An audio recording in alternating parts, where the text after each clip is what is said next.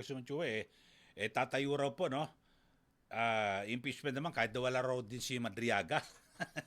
Kaya nga Sir Eli, ngayon binabawi na nila, parang dina-downplay na nila na importante itong si Madriaga. Samantalang bago siya humarap diyan, pinapaliwanag ni Congressman Abante at Congressman Ridon na ito daw ay ang missing link doon sa impeachment complaint dahil ito po daw ang magpapatunay na kung saan napunta yung confidential funds.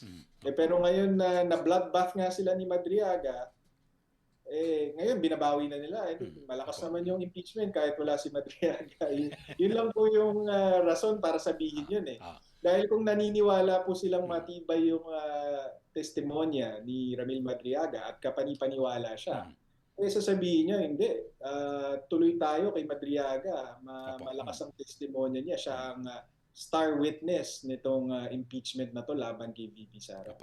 Manatiling nakatutok sa Abante. Sundan kami sa aming social media accounts at huwag kalimutang mag-subscribe sa aming YouTube channel DWAR Abante Radio para sa mga eksklusibong balita.